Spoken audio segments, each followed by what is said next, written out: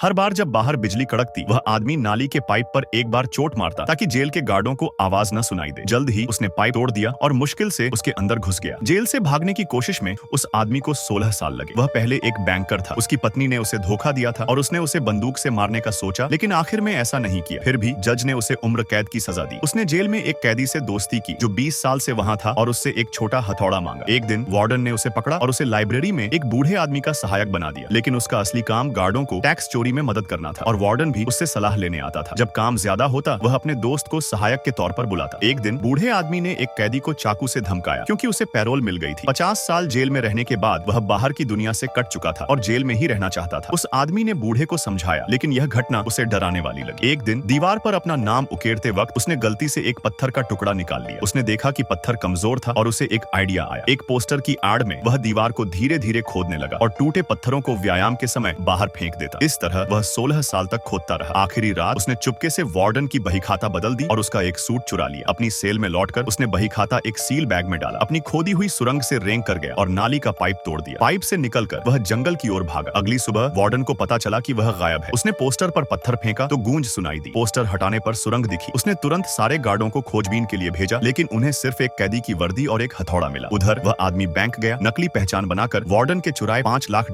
निकाले। उसने bank clerk से जेल के लेन देन के सबूत वाला दस्तावेज मेल करने को कहा। जल्द ही पुलिस जेल पहुंची। वार्डन ने तिजोरी खोली तो बही खाता की जगह एक बाइबल मिली जिसमें उस आदमी का संदेश था। पुलिस ने गुनहगार गार्डों को भी गिरफ्तार किया। एक दिन उसके दोस्त को एक पोस्ट कार्ड मिला और उसे पता चला कि यह उसी आदमी का है। वह उसके लिए खुश था। एक दिन दोस्त को पैरोल मिली और वह जेल से बाहर आ गया। उसने एक सुपरमार्केट में नौकरी शुरू की, लेकिन उसे सब कुछ बेकार लगता था। वह उस जगह गया जहां उसने और उस आदमी ने मिलने का वादा किया था। वहां उसे एक लोहे का डिब्बा मिला जिसमें कुछ पैसे और उस आदमी का पत्र था। पत्र के शब्दों ने दोस्त को उम्मीद दी। जैसा तय हुआ था, वह समुद्र तट पर गया जहां वह आदमी अपनी नाव साफ कर रहा था। आखिरकार वे दोनों फिर से मिल गए।